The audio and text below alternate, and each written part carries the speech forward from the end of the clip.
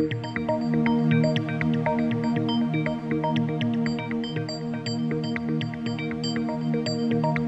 Hello welcome to Racha media. నేను మీ లీలా నాగవల్లి. ప్రస్తుతం తెలుగు రాష్ట్రాలలో ఎక్కడ చూసినా కూడా దేవి శరన్నవరాత్రులు శరవేగంగా దసరా ఉత్సవాలకి సన్నద్ధమవుతున్నాయి. అదేవిధంగా ప్రస్తుతం మనమైతే ఉన్నాం తాడేపల్లిగూడెంలోని సుబ్బారావుపేటలో. ఇక్కడ ఒక ఆలయం ప్రస్తుతం చాలా ప్రసిద్ధమైన ఆలయంగా తెలిసింది, పురాతన ఆలయంగా కూడా తెలిసింది.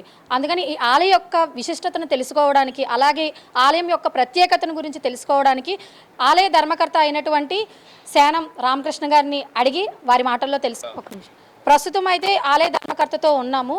ఆయన మాటల్లో ఆలయం యొక్క విశిష్టత గురించి మనం తెలుసుకుందాం, దాని ప్రత్యేకత గురించి.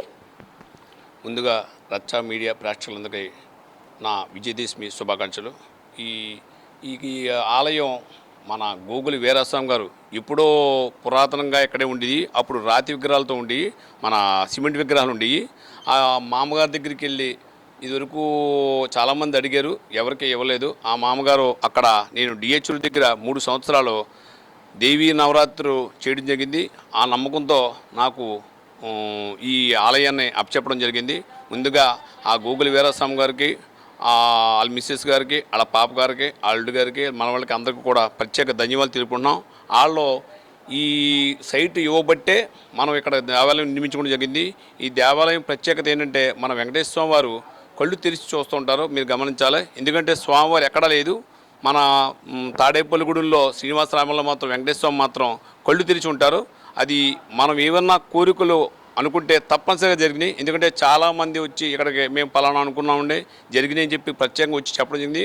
అందుచేత భక్తులందరూ ఒకసారి గమనించి మన దేవాలయంకి వచ్చి ఏమైనా మొక్కులు మొక్కుకున్న 7 శనివారాలు వచ్చి ఇక్కడ ప్రదర్శనలు చేసి మొక్కులు ఏమైనా అనుకుంటే కంపల్సరీ జరుగుతున్నాయి. పిల్లలు లేని వాళ్ళకి కూడా, ఇక్కడ పిల్లలు పుట్టారు, ఇన్ని సంవత్సరాల నుంచో పిల్లలు లేవు అన్నవాళ్ళు కూడా మా గుడి దగ్గరికి వచ్చి దండం పెట్టుకుని సేవ చేసినట్లయితే కంపల్సరీ పిల్లలు కలిగినాయి. వచ్చి కూడా ఇక్కడ పేర్లు కూడా పెట్టుకోవడం జరిగింది.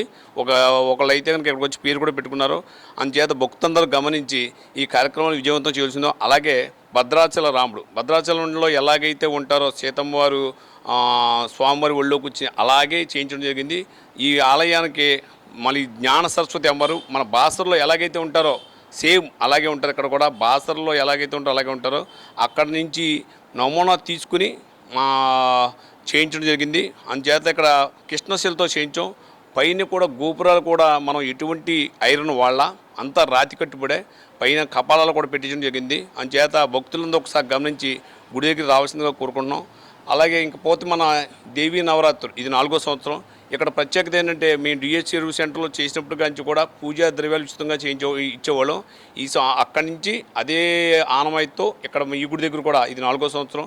అందరికీ భక్తులు వచ్చేటు మహిళలందరికీ కూడా ఈ పూజా ద్రవ్యాలన్నీ కూడా ఉచితంగా ఇవ్వడం జరుగుతుంది. భక్తులందరూ గమనించి ఈ కార్యక్రమాన్ని దిగ్విజయం చేయాల్సిందిగా కోరుచున్నాం.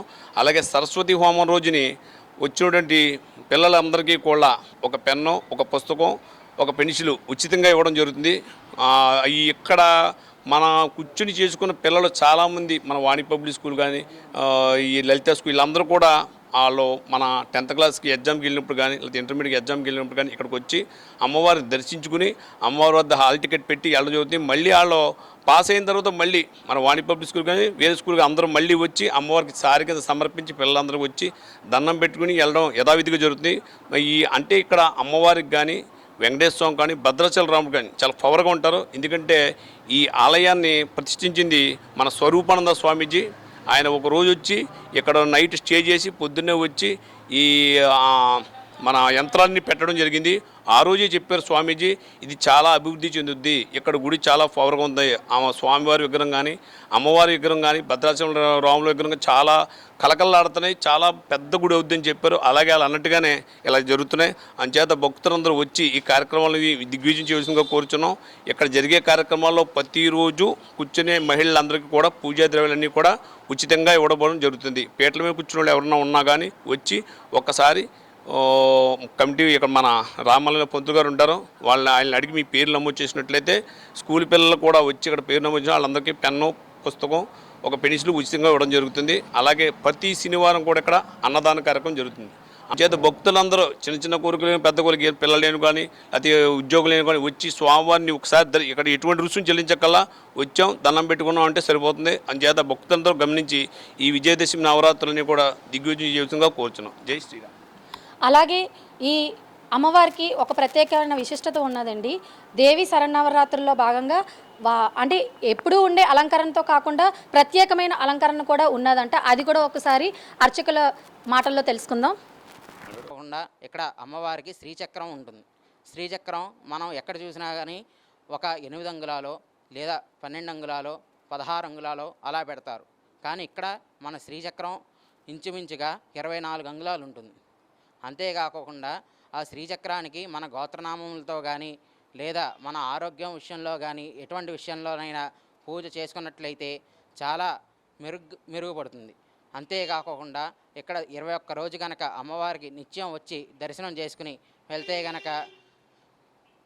గనక అమ్మవారిని మనం ఏ కోరుకున్నా ఖచ్చితంగా తీరుతుంది. అంతేకాకుండా ఇక్కడ విశిష్టత ఏమిటంటే చిన్నపిల్లల నుంచి పెద్ద పెద్ద వాళ్ళ వరకు కూడా డిగ్రీ, పీజీ ఇంకా ఏమైనా చదువుకునే వాళ్ళు ఎంబీబీఎస్ కానీ ఏవైనా సరే చేసేవాళ్ళు అమ్మవారికి వచ్చి నమస్కారం చేసుకుని ఒక కొబ్బరికాయ కొట్టి, అమ్మ మా పరిస్థితి ఇలా మేము అన్ని పరీక్షల్లోనూ దిగ్విజయంగా ఉండాలని కోరుకుంటే కనుక ఆ అమ్మవారి కృపా కటాక్షాలు కలిగి ఆ విద్యార్థులందరూ కూడా సకల ఐశ్వర్యాలతో సకల సౌభాగ్యాలతో అంతేకాకుండా అన్ని రకాలుగా అన్ని రంగాల్లోనూ దిగ్విజయంగా ఉంటున్నారు. ఈ విశిష్టత గురించి ఆలయ ధర్మకర్త అయిన సేనం రామకృష్ణ గారి మాటల్లోనూ అలాగే పూజారి మాటల్లోనూ విన్నాం కదా.